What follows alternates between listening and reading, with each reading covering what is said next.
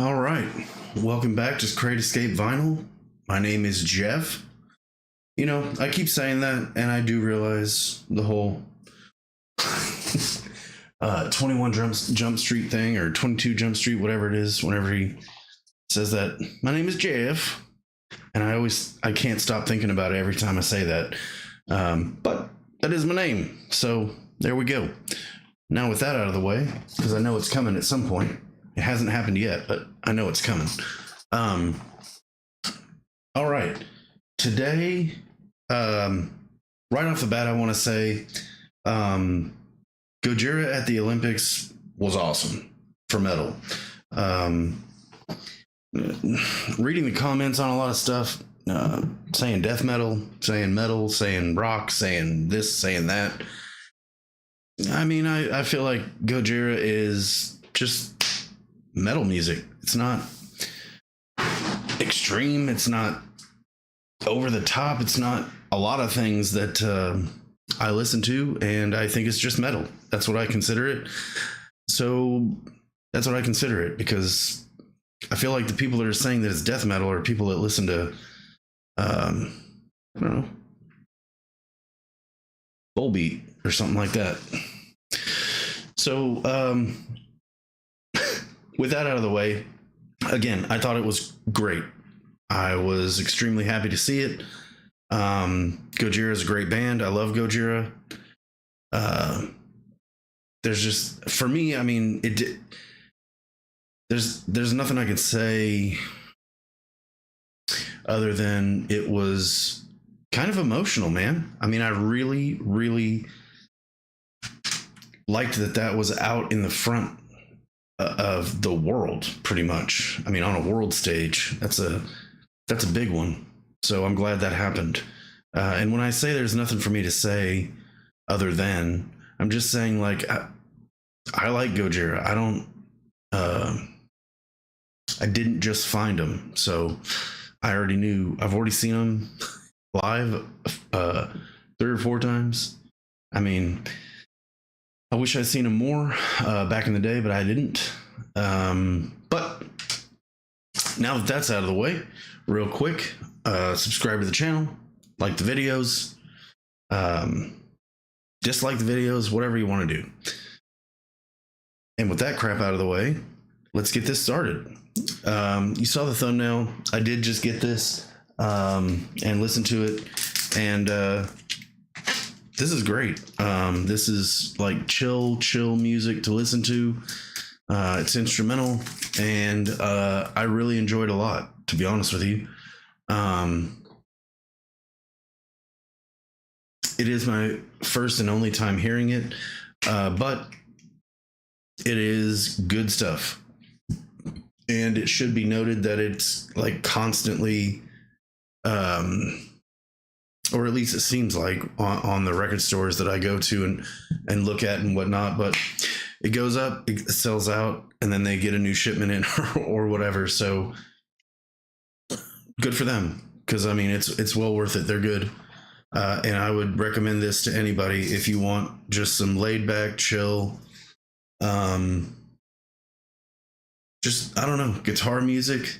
I mean, the cover kind of speaks for itself. Whenever I saw the cover, I kind of thought of a sound, and it wasn't exactly the sound that I thought it was going to be, but it's pretty close. Because I didn't know it was instrumental. I didn't know really anything about it. I just bought it just because it kept selling out everywhere. And then I heard Noble Records talk about it, that he had put it on streaming and his parents loved it.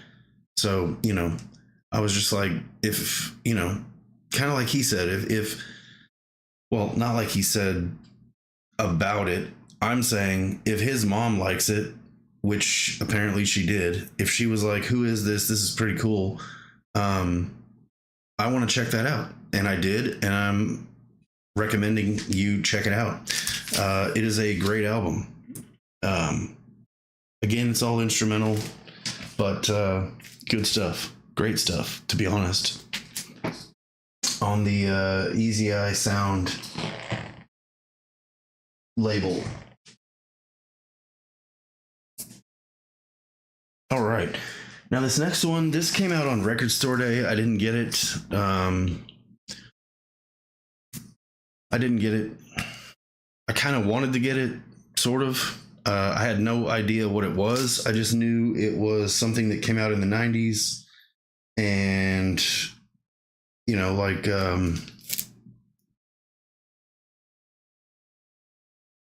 94, 95.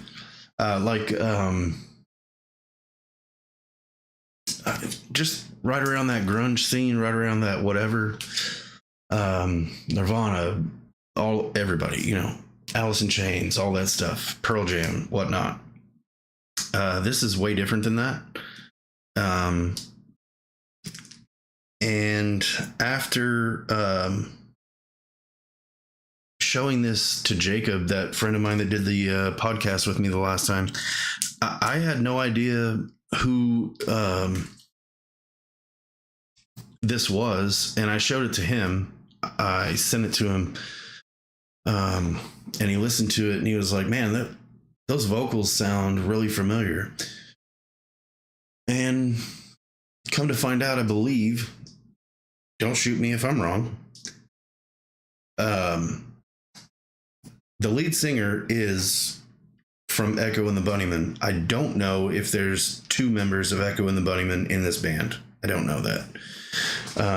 But I do know that the lead singer is. And then once he said that, and then he mentioned the Donnie Darko soundtrack, I was like, oh my God, he's right. That's where I've heard those, that vocal. I could tell that I had heard that when I started listening to this, and so did he. But I was just like, yeah, he's right. This sounds exactly like the Donnie Darko soundtrack to a degree. Like, it just, it's good. I like it. I wouldn't say it's phenomenal or great or like that album. I like that album a lot more, but I'm just saying this album is great. It's good. I recommend it. I wouldn't not recommend it, but I also wouldn't like freak out and go buy it if this other album over here is available and you're more into that type of music. Then I guess the Donnie Darko soundtrack is literally the best way to describe that album. Is the sound of that album is that sound. All right, moving right along. So, Friday, went to a show. Saw a band. Saw them back in 2022, somewhere in there. I could look it up if I wanted to, but I don't want to. But it was at Furnace Fest. They opened the show. So, I'm not even kidding you. It was like 11 o'clock in the morning. And I had just thrown on some of their music and was like, you know what, I want to go to that. So we got up, and it was in Alabama. We went to the show before it started, and we did get to see this band, and they sounded great. I loved them. Never heard of them before other than knowing that they were on that bill, and then looking them up and listening to whatever. I just listened to a few minutes or whatever, or a few songs, I don't remember, of what was there and what was available at the time, and was like, dude, I'll give them a shot, see what they sound like live. And they were great. They were really good, to be honest. And then we went to that show the other day, and in a way smaller place, by the way. Seeing them at that Furnace Fest show, they were on the main stage in the morning because none of the other stages were open and nobody was going back on the back side, so they just played on the main stage. They had guitar problems. They had a lot of problems, it seemed like. Not like, just a lot of things went wrong, probably in their minds, like, oh my God, this is going wrong, whatever. And but it did not make a difference. We still liked them. They still sounded great. Everything was awesome, even with those issues. meaning like the guitar player's guitar quit working. He just moved it off to the side and just said, I hope you guys don't mind me not playing guitar. And it didn't affect the music whatsoever. But when we saw him Friday, they just sound like they're trying to get on the radio. And I'm sorry to say that that one show that we saw the other day was great. I mean, sorry, I say the other day. I'm going to say that probably other times in this YouTube channel, and it's going to be years ago. So sorry about that. When we saw them that time back in 2021, 2022, I feel like it was 21, but I could be wrong. That was going to be that's probably, unless they do something drastic, that's going to be the best show that you would have ever seen if you hadn't heard about them like I hadn't up until that point. Because the other day when we saw them, they just, I don't know if they're trying to sound like Metallica. I don't know what the fuck or what their record label is telling them to do or what, but they don't sound anything like they used to. I mean, it's still there to a degree, but Allison said it best. She was like, I don't remember them being so sing-songy the last time we saw them. And I didn't like it at all, to be honest with you. We left before the last song, and the last song was one of the song I wanted to hear. So we heard it as we were walking down the road. I mean, it wasn't good. And I hate that, but I did buy the record while we were there. One of the records, not the new record, because I do feel like that's too sing-songy, but I bought this one hoping it wouldn't be, and it is. So this is just an EP, 2021.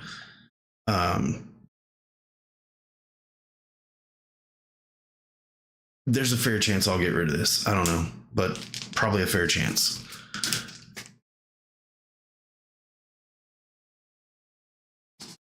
Now, on that show, there was another band there that played right before them, and they were called Life Cycles. They were way fucking better than that. I'm not even going to put them in that category of they were good and then they were like, no, I don't even, they shouldn't even, I'd rather have seen them on a completely different bill than with them, but I understand why they did it. And why wouldn't they? That band is blowing up, and apparently it's because they're trying to sound like other. I don't know. I don't want to shit all over them, but I mean, I didn't like it. The Orbit Culture thing.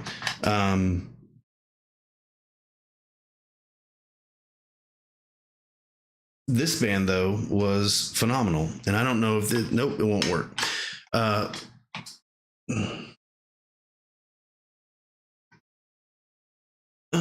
Come on. Life Cycles from San Antonio. It's not gonna freaking. Let me see if I can edit out my face and see if it'll pop up. Nope. All right. Life Cycles. It's better back here. Life Cycles from San Antonio. Dude, they were freaking killer. I got the cassette. Got the CD for my friend that went with me, Chris, and got them to sign both of them. And yeah, this is awesome. This is like thrash, just good. To be honest with you, this is great. Not just good. If you ever get a chance to see a band called Life Cycles live from San Antonio, go see them. No matter no matter what other bands are there, who else is there, just go and see them. If you don't like the other bands, just leave. I mean, the tickets that we bought for that Orbit Culture show were $24. They were way better than Orbit Culture, and way better than the first band, Funeral Possession or whatever it was. I didn't like them at all either. But Life Cycles is sick. Go see them. They're great. And they're freaking, every single one of those dudes is nice as hell. while Orbit Culture was playing, they were coming out to go to the merch booth, and every single one of them stopped and gave me a high five, like a hug, like a little like. And I told them like, you guys were awesome, and went up there, got the merch, and just asked, hey, do you mind getting them to sign this? And I said, I completely understand if you don't, or sorry, I completely understand if you can't. Like, I don't want to bother everybody. But if they will, if it's not a big deal. And no, he was like, no, I got you. The lead singer. And he went back, and 20 minutes later, he brought back the CD and the tape, both signed on the inner. And there you go. Great stuff. If they ever come back around and I see them on a bill, I'll go. I don't give a shit who's playing. I'm going to go see them.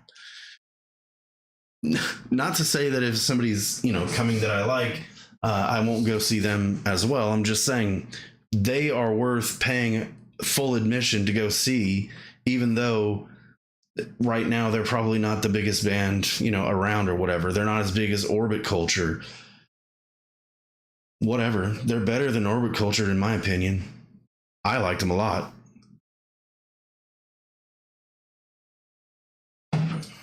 So that's that on that. All right, next one. I wanted to get this. Well, you know what? I didn't. I like messed around and didn't know what I wanted to do on Record Store Day, and I didn't go to Record Store Day. I just said, screw it. I'm not going to go stand in line. I'm just going to check everybody after, see if anyone has anything that I want, because a lot of stores will have Record Store Day, have people come in, then hours later or the next day, then they'll put everything up online. So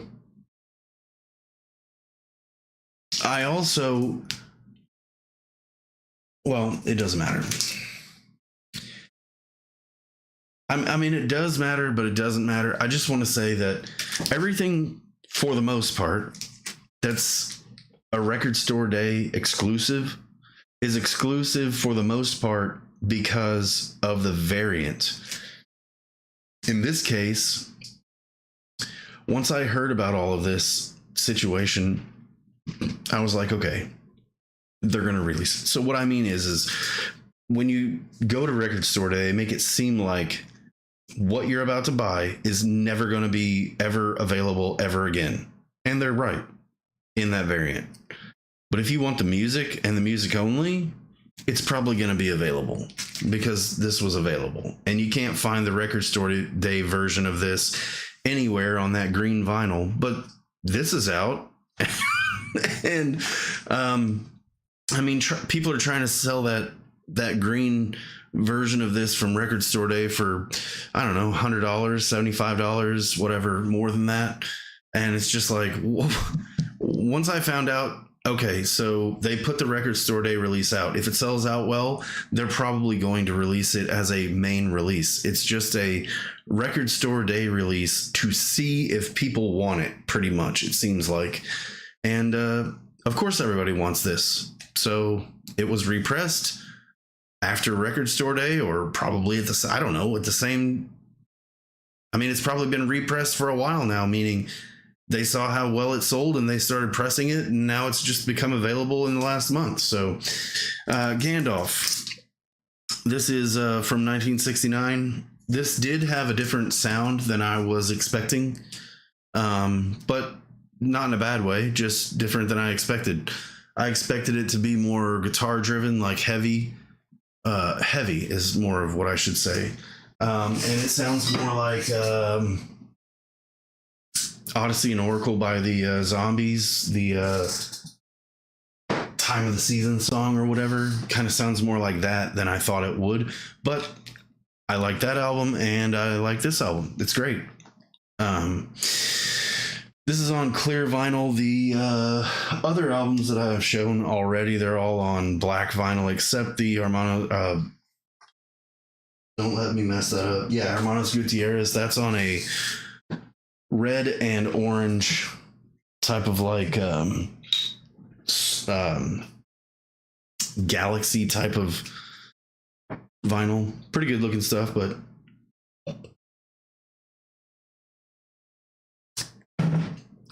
definitely nothing nobody has already seen. This is on clear, just dead clear. And like I said, this is great. This is good.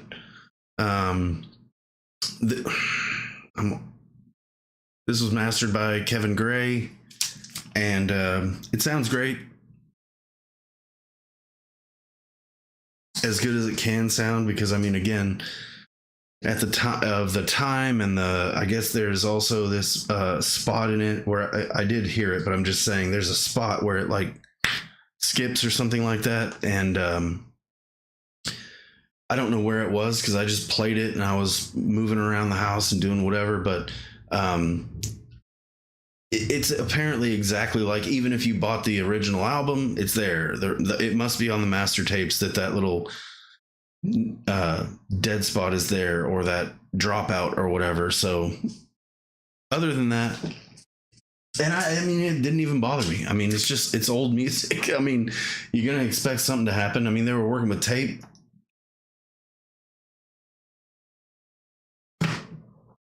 Shit happens. All right, next up, I heard about this from an interview with Danny Carey on the Rick Beato show channel. I don't know why I said show, but either way, Billy Cobham, Spectrum. This is kind of what gave him his little, or it's not what gave. He said this is what inspired, I guess, the chocolate chip trip on the new album from Tool, Danny Carey. But this is experimental, funky, good, just all around experimental synth, funked up, just craziness. You should definitely give this a shot. This is great. Wish I would have heard about it sooner, but it's good stuff. Billy Cobham, Spectrum. Give it a listen. This is great. Came out in 2023, readily available apparently, so no problem there. On the Rhino Records, Rhino Records. The next one, this isn't my favorite album by them. Some bands I say I'll buy anything from them. Puscifer is one of them. Tool's one of them, and A Perfect Circle is one of them. This isn't my favorite album by them by any stretch of the imagination, but I do have to own it, kind of situation. So, and I have seen some of these songs live, and I do like them better live than on here. Kind of happens with some stuff. It doesn't happen as much to me on here. I say that. I'm just saying, whenever I listen to like a Tool album, Perfect Circle album, I like the songs on the studio albums, and then I like the songs live sometimes more, but I don't dislike the songs on the album.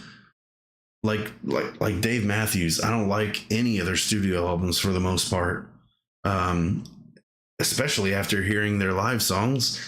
Their live songs are 10 times better than their studio albums. I can't almost even hear what they got, how they when they play it live as opposed to what's on the record. It's like, where did that come from? Yes, the sound is there. Yes, everything is there, but it's just so nothing on the record as opposed to seeing them live. And I kind of think, for me, this does that with the songs.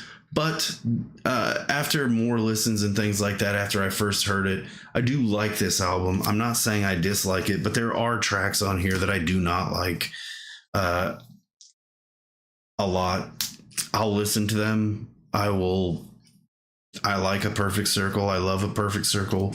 But again, this just isn't my favorite album. And yeah, this is a weird one where they, it's supposed to be, this is the spine, and then so both sides are like that. so you don't really know, or unless you realize which way an album is supposed to go. So to be honest, this is the front in my opinion, but they did this and it's another Maynard thing where he doesn't want to be the center of attention, which is completely fine, even though, I mean, Maynard's Maynard, everybody knows that.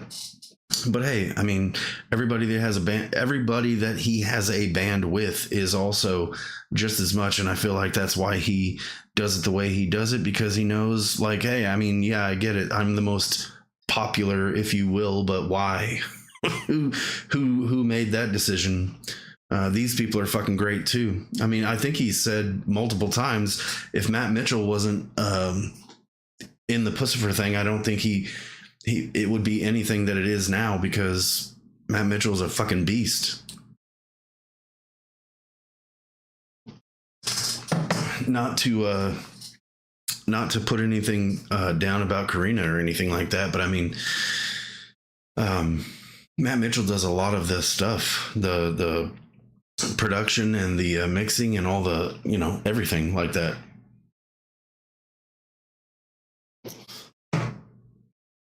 Or at least has a heavy influence on it. And, you know, that's saying something.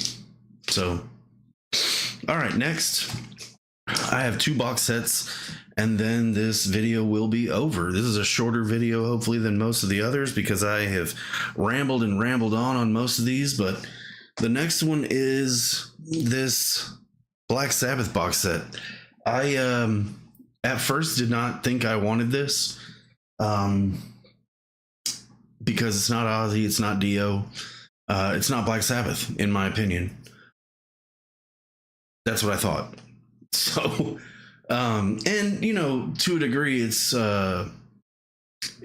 definitely different. But a lot of these songs are total jams, and the sound of Black Sabbath progression is still there. So I was wrong. This is definitely Black Sabbath, and the lead singer that's in this is fine. I just I remember those the Eternal Idol, and I think there was one other one. There was this other lead singer, and I don't even know his name because I don't care, and I don't like those albums at all. Because that guy, just, I don't like his vocals. But this is great. Now, talking about progression and as the band goes on, like, there's a song on one of these albums, it, I believe, is Forbidden, yes, and The Illusion of Power, I believe, the first song. It has freaking Ice-T in it, dude. So, you know, but this has all 4 of those albums in it, and a big book of pictures and things like that of magazine covers and just a bunch of stuff, a bunch of writing and whatnot in it, as well as also another book inside of here. This is a great box set. I, again, didn't think I was totally interested in it until I just said, you know what, let me listen to, let me go ahead and give a chance to see what this dude is about, the lead singer. Because that's all I was really worried about, I guess, was how the lead singer was going to sound. And I was happily surprised. I'm totally fine with these. These are great. If you can find it, I would definitely recommend getting it. Now, the next one is a box set full of songs everybody knows, everybody loves, everybody's heard. I mean, for the most part, I assume. And it's been available for a long time. I don't particularly know if it's ever went out of print or not, for a little while or what, but I saw it pop back up, newly available I feel like it was just re-released or something like that, but I mean, nobody's gonna not know what this is. But also, by the way, I fucking hate these covers. I have to put them on there because I don't want anything to happen to the cover, but I fucking hate those, and I'm going to be replacing them on all of the ones that I have them in. But for the time being, that's all I have.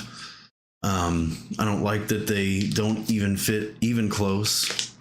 And then what are you going to else do other than like tape these back? And there'll be tape everywhere, and it'll be a real pain in the ass to get them out to listen to. So I'm just leaving them alone the way that they are. I only have like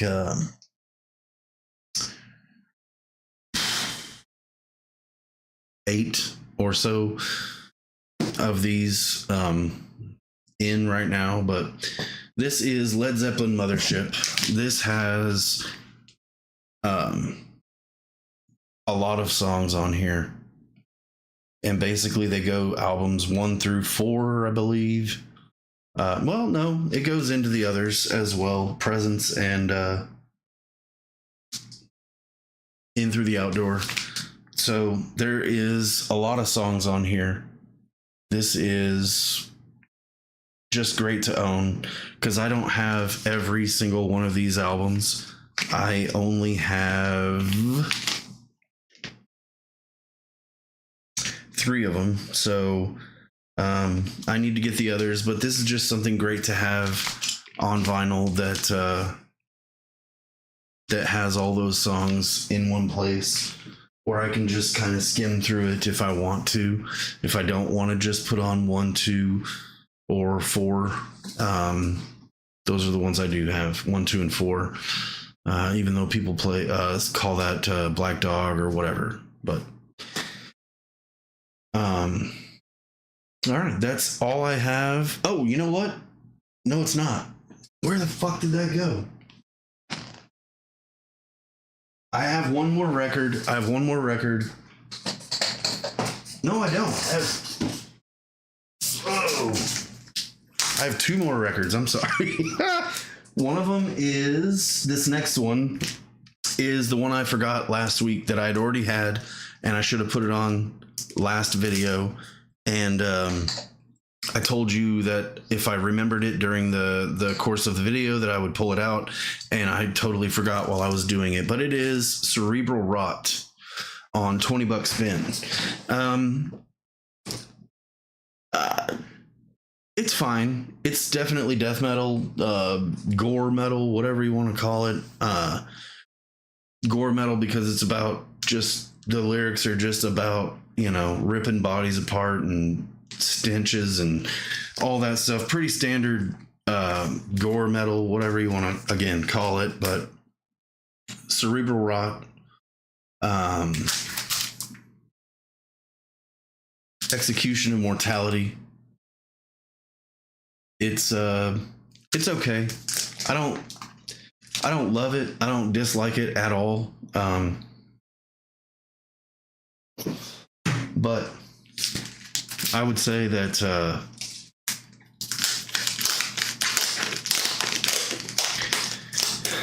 you really have to like death metal type stuff if you're gonna try to listen to this.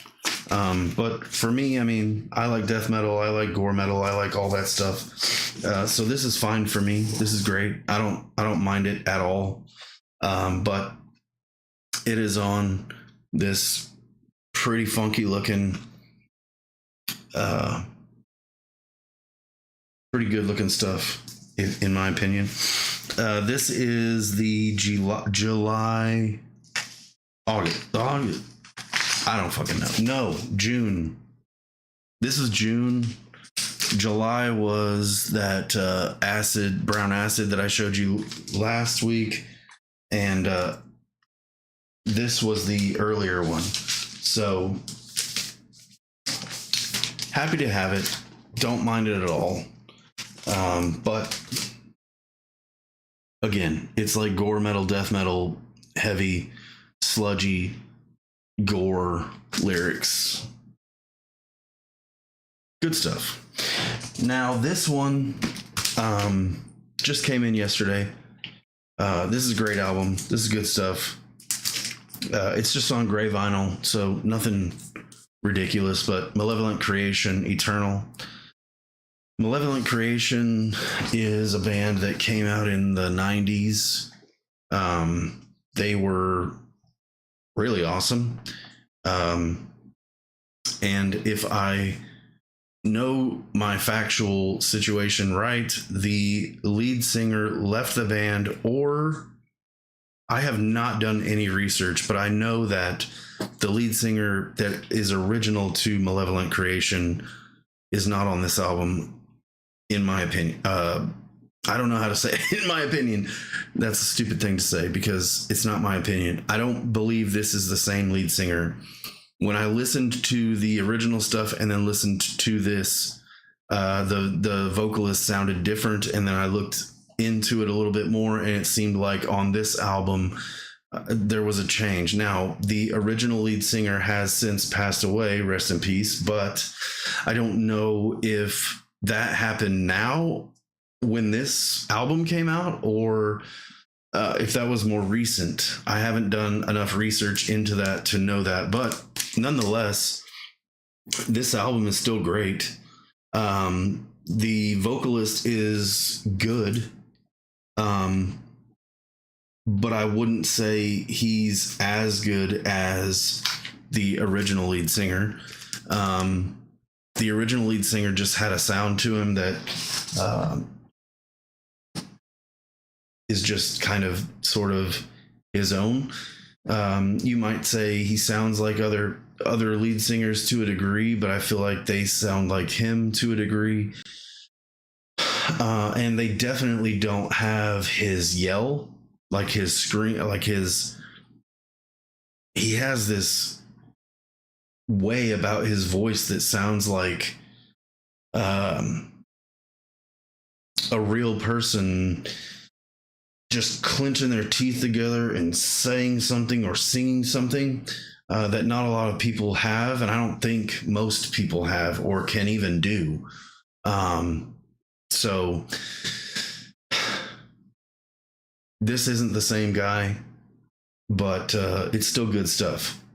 A lot of their older albums are extremely expensive if you want the originals, and a lot of them aren't in print. But I hope to find as many of the older albums as I can.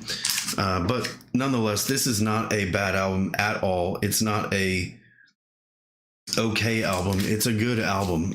I like it a lot. So, Malevolent Creation. And now that is it. So, until next time, subscribe to the channel again. Like the videos again. Dislike them if you want to. Do whatever you want. Just get active. If you see the video and you like it, like it. If you see it and you don't like it, dislike it. Say something. Put it in the comments. Let me know what you want to hear. Let me know what I did wrong. Let me know whatever you want to let me know. Put it in the comments. I will be back next week. I do have some more on the way. Yeah. Kick ass. Listen to music. Have fun. Peace out.